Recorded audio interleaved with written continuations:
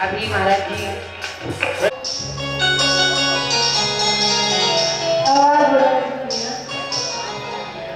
जय श्री राम राधे, जय श्री कृष्ण राधे। चंद्र भगवान की, श्री वृंदावन बिहारी लाल की, श्री राघवेंद्र सरकार की, श्री हनुमान जी महाराज की, श्री तुलसीदास जी महाराज की, श्री यज्ञ नारायण भगवान की, सब संतन की, सब भक्तन की, जय जय श्री सीताराम, जय जय श्री राधे श्याम। नमः पार्वती पते, हर हर महादेव।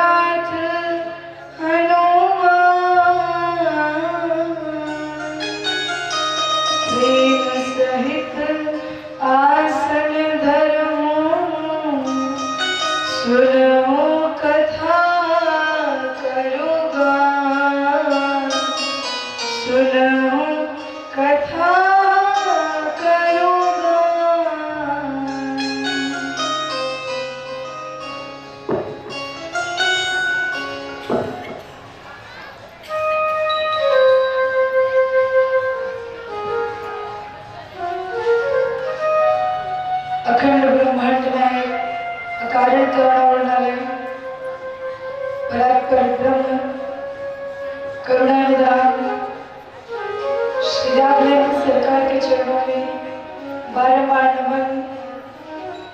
श्री गौरी शंकर भगवान के चरणों में बारंबार नमन। पूज्यपाद संत शिरोमणि गोस्वामी तुलसीदास जी महाराज के चरणों में बारंबार नमन। हम सभी के बीच गुप्त रूप से उपस्थित श्री हनुमान जी महाराज के चरणों में बारंबार नमन। मंच पर उपस्थित श्री रामचरितमानस श्री ठाकुर जी, समस्त कलाकार बंधुओं, सब श्रोता बंधुओं, श्रद्धा में, भाव में, करुणा में माताएं, बहनें, हमारे भारत के कल का भविष्य, नन्हे मुन्ने बाल गोपाल, और जहाँ तक भी मेरी आवाज जा रही है, आप सभी को मेरा साधुवाद।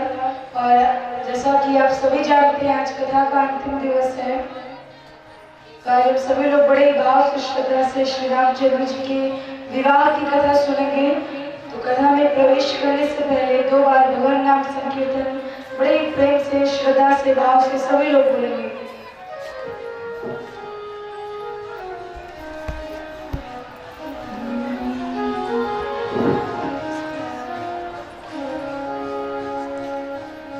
फंसी भंवर में थी मेरी नैया, चलाई तूने तो चल पड़ी।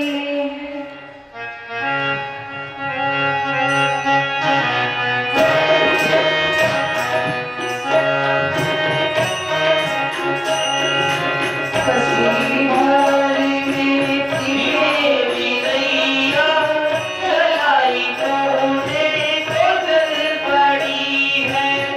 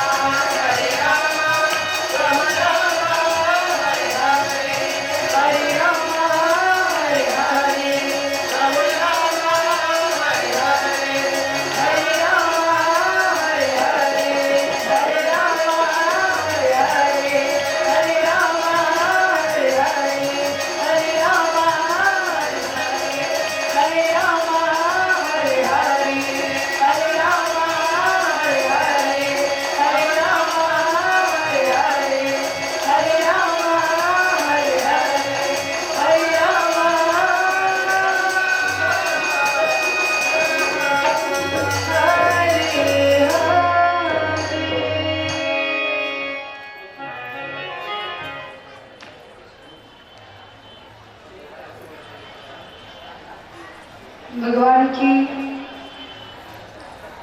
मंगलमय कृपा से, करुणा से आज हम सभी लोग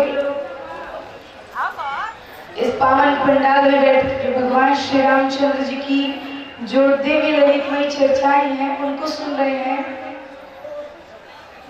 तो महाराज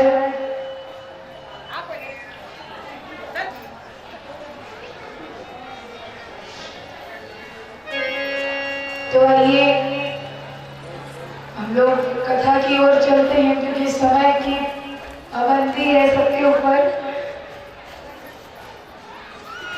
तो महाराज कल हम लोगों ने सुना कि भगवान श्री रामचंद्र जी विश्वामित्र जी के साथ आते हैं, उनकी यज्ञ की रक्षा की, ताड़का का वध किया, माता अहिल्या जी का उद्धार किया और भगवान श्री राम पूरी मुनि मंडली समेत, विश्वामित्र जी समेत, अपने अनुज समेत माता गंगा में स्नान करते हैं। बोलिए गंगा मैया की। तो गंगा मैया में स्नान किया और वहां से सभी लोग चले कहाँ की ओर? जनकपुरी की ओर। चले राम लक्ष्मण मुनि संगा, चले राम लक्ष्मण मुनि संगा,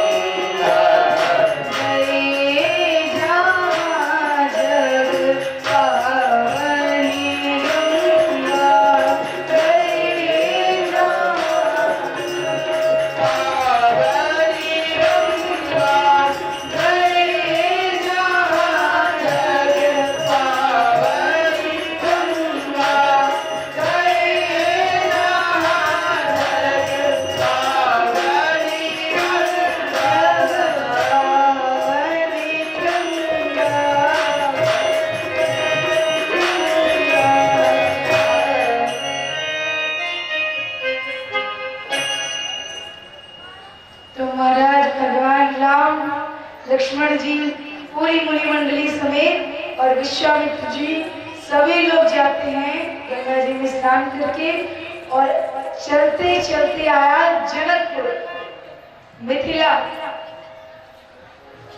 अब महाराज जब मिथिला पहुंचे सभी लोग, तो मिथिला के बाहर, जनकपुर के बाहर एक आम की बगिया थी और उस आम की बगिया में सभी लोग, विश्वामित्र जी, राम जी और जितने भी संत रहते हैं सभी लोग विश्राम करते हैं। और लक्ष्मण जी ने राम जी से कहा कि भैया ये जो सीता जी की नगरी है, मिथिला है, जनकपुर है, ये तो बड़ा सुंदर है, बड़ी पावन जगह है। राम जी ने कहा बिल्कुल है, इसमें कोई संदेह नहीं है। तो लक्ष्मण जी कहते हैं कि सिया जो की मिथिला नगरिया मनोहर लागे। तो भगवान राम, लक्ष्मण सभी लोग वहां विश्राम कर रहे हैं। कुछ समय बाद जनक जी की जो सभा थी, जो जनक जी का राज्य था, वहां पर सब लोग पहुंचते हैं। जनक जी ने सबको बैठाया और सभा लगी हुई है, उसके बीच में तेही अवसर आए दो भाई। राम जी और लक्ष्मण जी का आगमन हुआ, पहुंचे। तो महाराज राम जी लक्ष्मण जी को देख के सभा में जितने लोग थे सारे अचंभे में हो गए, सबका मन प्रफुल्लित हो गया, सब आनंदित हो गए, सब उनको निहारे जा रहे हैं। सबके तो छोड़िए जनक जी जो कि विवेकी पुरुष है।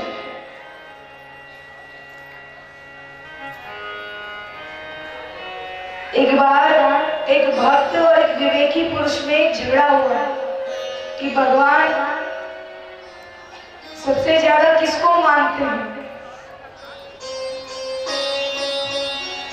दोनों लोग झगड़ा कर रहे हैं। उन्होंने कहा हम दोनों क्यों झगड़े, जिसके लिए झगड़ रहे हैं उसी के पास जाते हैं। तो भक्त और विवेकी दोनों भगवान के पास गए और भगवान से पूछा कि बताइए आपको सबसे ज्यादा कौन प्रिय है, विवेकी पुरुष या भक्त। महाराज ठाकुर जी कहते हैं देखो विवेकी तो मेरी आत्मा है, विवेकी मेरी आत्मा है। तो जो भक्त था वो उदास हो गया कि वो आत्मा से ज्यादा, अपने हृदय से ज्यादा, प्राणों से ज्यादा किसी को क्या प्रिय हो सकता है। यानी मुझे तो कोई इससे नीचा ही पद मिलेगा। वो जाने लगा। ठाकुर जी ने बुलाया, सुनो तो। उसने कहा क्या सुने, आप इससे नीचा पद मुझे देंगे, मैं वो सुन नहीं सकता, इसलिए मैं यहाँ से जा रहा हूँ। ठाकुर जी ने कहा सुनो तो, विवेकी पुरुष मेरी आत्मा है मगर भक्त तो मेरा परमात्मा है। विवेकी तो आत्मा ही तक है मगर भक्त तो मेरा परमात्मा है। परमात्मा का भी परमात्मा, भक्त के आगे मैं हमेशा हार जाता हूँ। तो महाराज जनक जी जो कि विवेकी पुरुष है, उनके भी मन में संदेह आ गया कि है कौन इतने सुंदर, इतने तेजस्वी, इतने ओजस्वी बालक है कौन ये। मूर्ति मधुर मनोहर देखी भयउ विदेह विवेक सैखी। जनक जी को भी संदेह हो गया कि ये है कौन। सोचने लगे, विचारने लगे, बड़ी देर तक देखा राम जी को, समझ नहीं आ रहा। उनको तो यही लग रहा है, और लग क्या रहा है भी। मुझे तो लगता है कि ये जो वेद पुराण जिसकी नैत नैत कहकर महिमा गाते हैं, ये वही भगवान है। लेकिन समझ में नहीं आ रहा कि वास्तविकता में या झूठ में।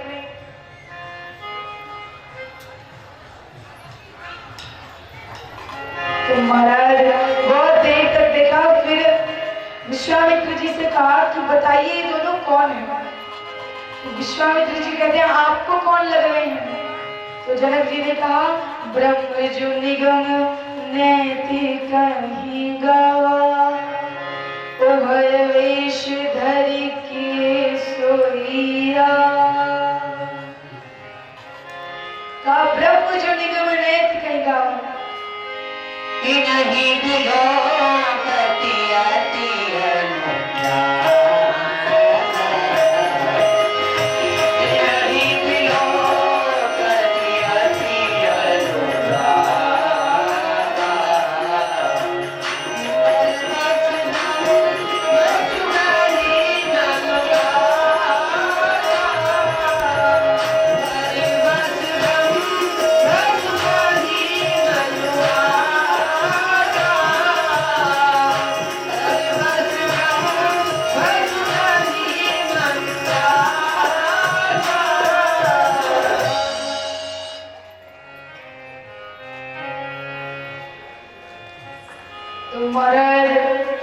पूछा कौन है। विश्वामित्र जी ने कहा आपको कौन लग रहे हैं।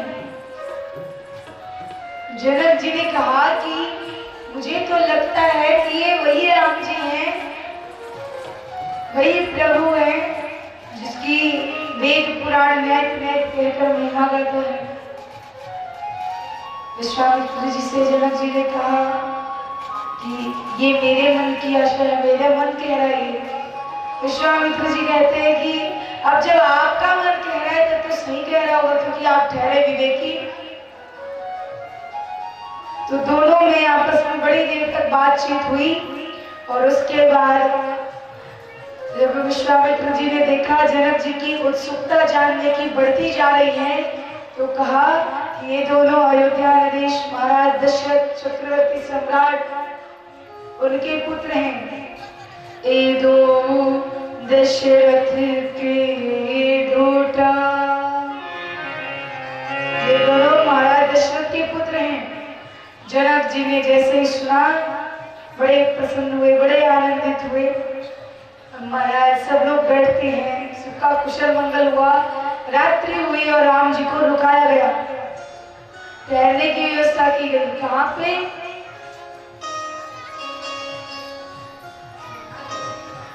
कौन सी जगह रोका उनको? एसी रूम में। ठंडी में गरम, गर्मी में ठंडा वातावरण।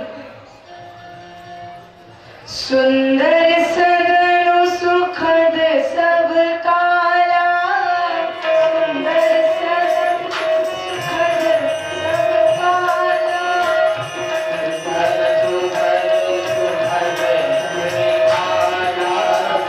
सुंदर सदन सुखद सब काला,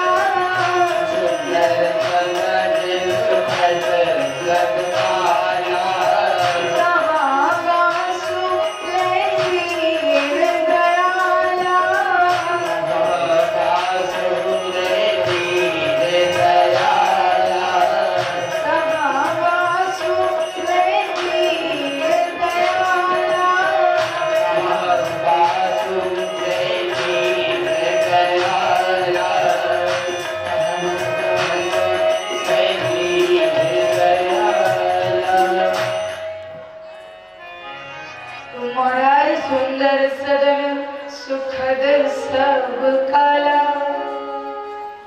हर वातावरण में अनुकूल ऐसे कक्ष में राम जी को रुकाया गया। और वो कमरा था किसका? माता जानकी का। अब देखिए, ये बात ध्यान से सुनिएगा। माता जानकी भक्ति की स्वरूप है कि नहीं? भक्ति स्वरूपा है कि नहीं है? माता जानकी भक्ति की स्वरूप है।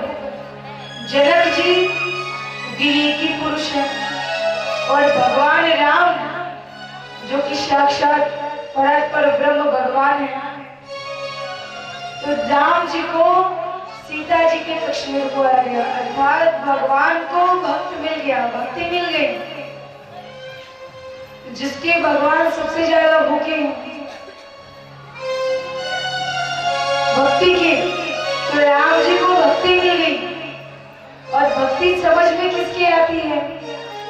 जो बुद्धिमान होता है। वरना जो पूजा पाठ से दूर और न जानने समझने वाले हैं, तो अगर कोई ज्यादा पूजा पाठ करने लगता है तो कहता है पागल हो गया है।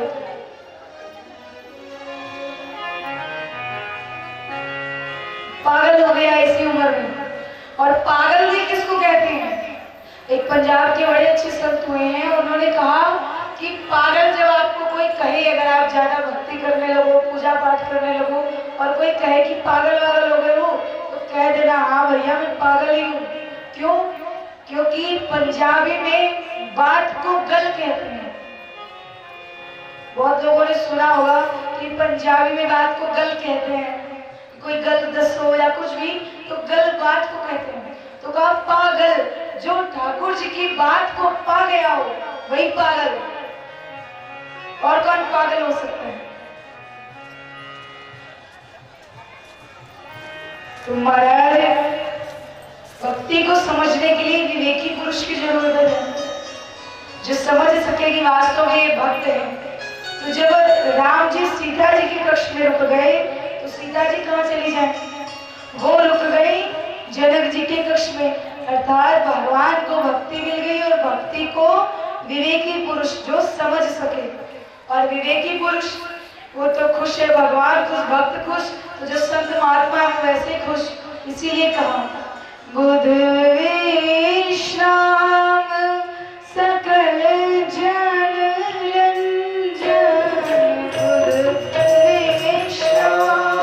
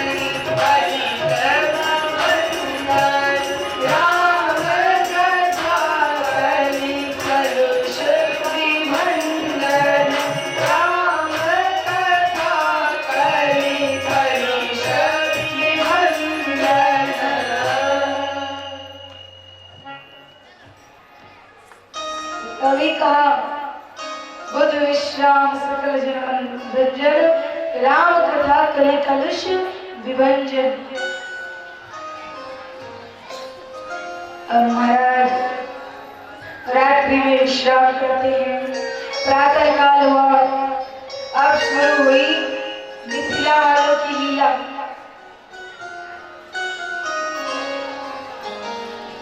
तो महाराज प्रातः काल होता है, लक्ष्मण जी का मन हुआ जनकपुर दर्शन करने का। लखन हृदय लसा विशेष, लखन हृदय लसा विशेष।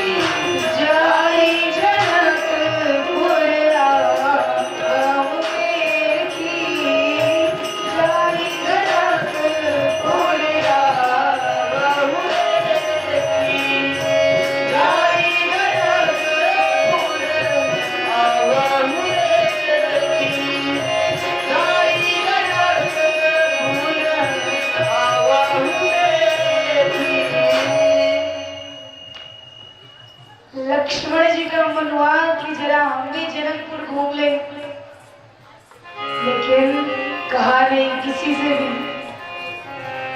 प्रभु भय बहुरी मुनि ही सब चाही, प्रगट न कहाई मन ही मुस्काई। भगवान का डर है, गुरु जी से संकोच लग रहा है, किसी से नहीं रहे, लेकिन ठाकुर जी सब समझ गए, मुस्कुरा रहे अंदर अंदर कि लक्ष्मण मुझसे भी संकोच, जबकि तुम तो जानते हो मैं सब जानता हूं, फिर भी देखिए भगवान क्यों है? भक्तों की वजह से। अगर भगवान भक्त वत्सल नहीं हुए तो फिर काहे कि भगवान। रामानुज मन की गति जानी, क्यों? भगति वत्सलता ही आसानी, भगति वत्सलता ही आकुलानी। राम जी लक्ष्मण की बात समझ गए, क्योंकि भक्त वत्सल हैं।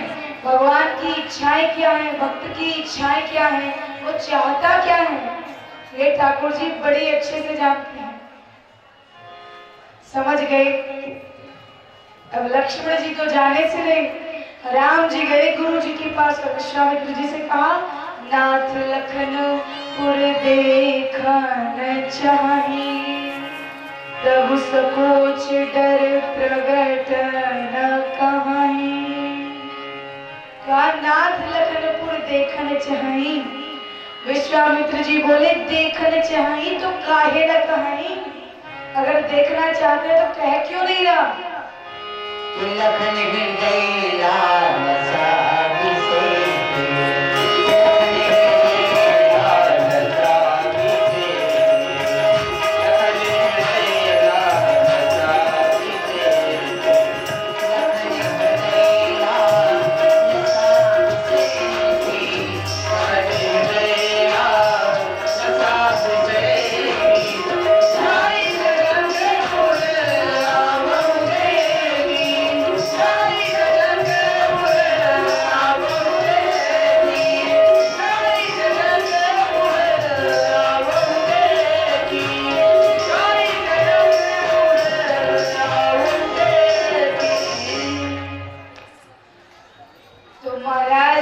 विश्वामित्र जी ने कहा देखना चाहिए तो काहे न कहाई, कह क्यों नहीं रहा? राम जी ने कहा गुरुदेव आपसे थोड़ा संकोच कर रहा है, डर रहा है। तो महाराज तो विश्वामित्र जी ने कहा चलो ठीक है, जनक जी के 2-4 सिपाहियों से कह दो कि जाके लक्ष्मण को जनकपुर घुमा दे, दर्शन करवा दे, टहलवा दे। राम जी ने कहा गुरु जी मैं भी चला जाऊं। और राम जी की इसी बात को जनकपुर वाले जो मिथिला के लोग हैं वो लोग विनोद में कहते हैं कि गुरु बाबा से आज्ञा मांगी जनक नगर दर्शन की, उत्कंठा तो अपने मन में और ओट लिए लक्ष्मण की। जनकपुर वाले मजाक करते हैं राम जी से कि इच्छा तो खुद की है जनकपुर देखने की और बहाना लक्ष्मण जी का मार रहे हैं। विश्वामित्र जी से राम जी ने कहा कि जब पहरेदारियों के साथ लक्ष्मण गया तो पहरेदारी लक्ष्मण को तो आज्ञा दे नहीं पाएंगे और फिर वो जितनी देर मन करेगा उतनी देर टहलेगा। अगर मैं जाऊंगा तो नगर दिखाई तुरंत ले आओ, तुरंत राम थोड़ा सा घुमा के और वापस ले आऊंगा। विश्वामित्र जी समझ गए कि जहां जाए गाय वहीं जाए बछड़ा। ना लक्ष्मण जी राम जी के बिना जाने वाले और ना राम जी को लक्ष्मण अकेले छोड़ने वाले। दोनों को आज्ञा दी और कहा अगर जा ही रहे हो तो देखना ही नहीं, दिखा कर भी आना। क्या जाए देखिया वो नगर सुख निधान दो भाई, कहूँ सुफल सबके नयन सुंदर बदन दिखा। कहा कि जाओ और देखना ही मत, दिखा कर भी आना। क्या दिखा कर आना? देखन नगर भूप सुत आए, देखन नगर भूप सुत आए, देखन नगर भूप सुत आए, देखन नगर भूप सुत आए। समाचार पाए, समाचार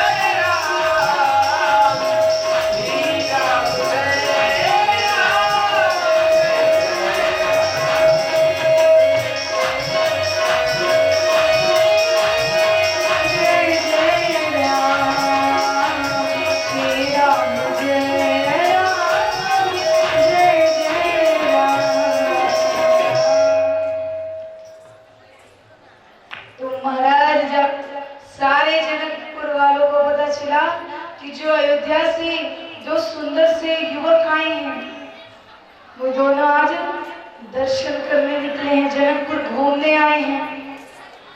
अब महाराज जब सबको पता चला तो जो वहां की नारियां थी वो सारी जो काम कर रही थी सब छोड़ के भागी। कोई अटारी से देख रहा है, कोई छत पे चढ़ के देख रहा है, कोई बाहर निकल आया। जो नई नवेली दुल्हन है, जो घर से नहीं निकल सकती, झरोके से झांक रही है। जिसको जहां से मौका मिल रहा है वो राम जी को देखने का जो फल है वो छोड़ना नहीं चाह रहा कि राम जी को देख ले बस एक बार। जो जिस तरह गोपियों की दशा होती थी, काजल लगा रहे, अगर कन्हैया ने बंसी बजा दी तो काजल आंख में लग रहा है कि होठ पे लग रहा है, पता ही नहीं चलता। ऐसे इस टाइम यहाँ की दशा हो रखी। जो जहाँ थे भाई धाम काम सब त्यागी, सब भाग के आए। और महाराज सभी लोग राम जी के दर्शन करते हैं और राम जी है कि मुड़ ही नहीं रहे।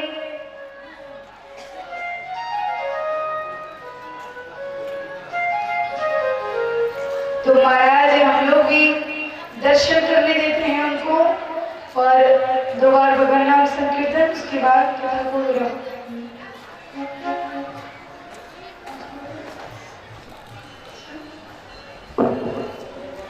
अभी शायद नहीं आए हैं। तो फिर जितनी भी जनकपुर की जो नारियां होती हैं वो लोग राम जी को देखना चाह रहे हैं और राम जी हैं कि मुड़ के देख ही नहीं रहे। तो किसी ने कहा कि अगर राम जी ठहरे मर्यादा पुरुषोत्तम, वो कैसे देख सकते हैं मुड़ मुड़ के। लेकिन हाँ, अगर इनकी जगह पर नंद नंदन श्याम होते तो जरूर देखते। क्यों? कहा नारायण दो एक रूप रंग तिलरेख। राम जी को कहा इनके दृग गंभीर हैं और कृष्ण कहा इनके चपल विषेक। राम और कृष्ण बस इतना संयंत्र है। तो सब राम जी को देखना चाह रही है, राम जी मुड़े नहीं रहे। तो जो सखियां थी उन्होंने आपस में एक गोल बनाई और सब आपस में तेज तेज से बात करने लगी। तो पहली सखी ने कहा कि ये क्या समझते हैं कि हम इनको जानते नहीं हैं? अरे हम इनको बहुत अच्छे से जानते हैं। ये तो अयोध्या से आए हैं और एक का नाम है राम, दूसरे का नाम है लक्ष्मण। अब बताइए, अनजानी जगह हम लोग यहाँ पर आए हुए हैं। अब कोई यहाँ पर हम लोग का तो चलिए नाम जानते हैं, यहाँ पर अभी कोई हम लोगों के माता पिता का नाम लेने की बुलाने लगे तो जाहिर सा लगेगा कि या तो कहीं से जानता है या फिर कोई रिश्तेदार है या कहीं और मिलेगी। तो वही राम जी ने तो ध्यान नहीं दिया, मगर लक्ष्मण जी ने कहा भैया अभी तो यहाँ आए थोड़ी सी भी देर नहीं हुई और ये लोग हमें जानते हैं। राम जी ने कहा कोई बात नहीं, आगे चलो। राम जी ने उस बात को नजरअंदाज कर दिया। अब सारी सखियों ने कहा इसका तो कोई असर ही नहीं हुआ। तब तक दूसरी बोली, सोच रहे होंगे कि हम लोग इतने सुंदर हैं और कौन नहीं जानता हमें। तो दूसरी सखी ने तेज तेज से बोलना शुरू किया कि अरे ये क्या समझते हैं, हम इनको नहीं जानते, अरे हम तो इनके बाप को भी जानते हैं। कौन? गाए दो दशरथ के ढोटा।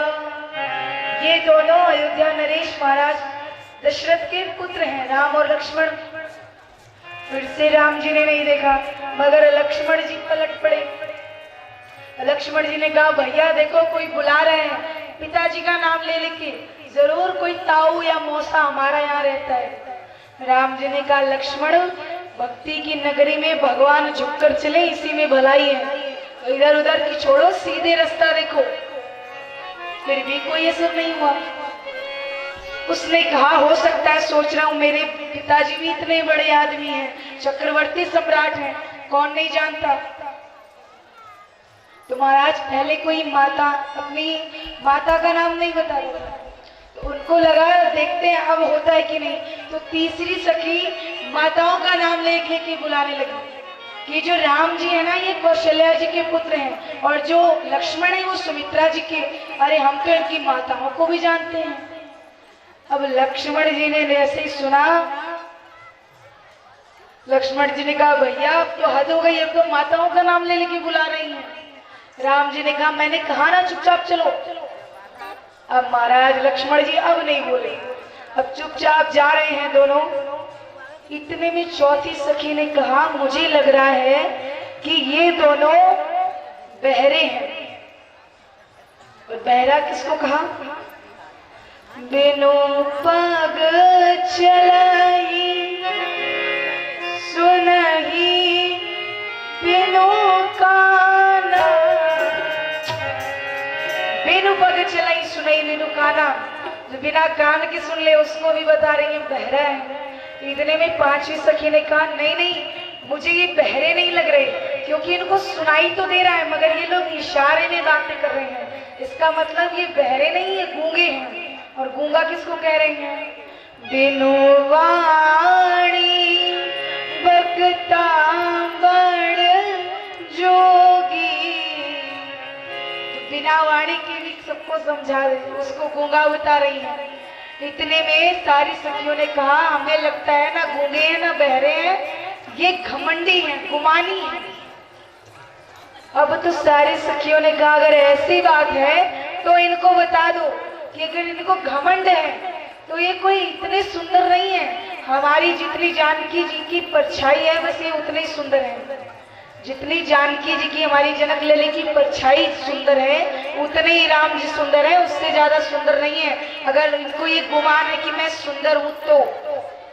अब महाराज एक जगह संकीर्तन हो रहा था, हरे राम राम राम हरे हरे, हरे कृष्णा कृष्ण कृष्ण हरे हरे। अब ये संकीर्तन वो महाराज जी करवा रहे थे। इतने में संकीर्तन में से जो जैसे आप लोग बैठे हो सब बैठे थे, एक बच्चा खड़ा हुआ, उसने कहा महाराज जी राम जी तो काले हैं, आप लोग हरे राम क्यों कहते हो? महाराज जी समझ गए कि नादान है। अब महाराज जी ने उसको समझाया, कहा कि पहले तुमने सही कहा, पहले राम जी काले थे, लेकिन पहले यही संकीर्तन होता था, काले राम राम राम काले काले, काले कृष्ण कृष्ण कृष्ण काले काले। तो संत ने कहा कि पहले ऐसे सब लोग गाते थे, लेकिन जातन की झाई पड़े श्याम हरि तुति होए।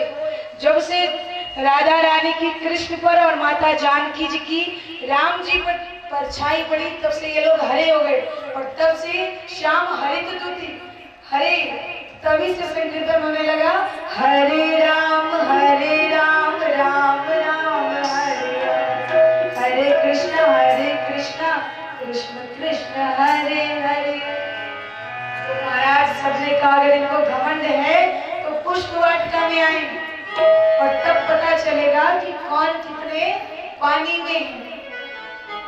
तो महाराज पुष्प वर्षा कर मानो कि ये हर सही बर सही सुमन, पुष्प वर्षा करके मानो राम जी को निमंत्रण दिया पुष्प वाटिका में आने का, और प्रभु श्री राम सर झुकाकर उस निमंत्रण को स्वीकार करते हैं। तो आगे की कथा रात्रि में, और आप सभी लोग तो रात्रि में आने वाले हो नहीं, इसीलिए आप सभी को मेरा जय श्री राम। महाराज कथा का अंतिम दिवस है तो आप सभी लोग ऐसे ही हंसते रहिए, कथा सुनते रहिए, आयोजन करवाते रहिए। और ठाकुर जी से भी यही विनती कि जिस भी इच्छा से, जिस भी प्रण से या जिस भी कार्य से आप सभी ये कार्यक्रम या फिर कोई भी इच्छा है ठाकुर जी के चरणों में, भगवान राम कुछ इच्छा आपकी वो मनोकामना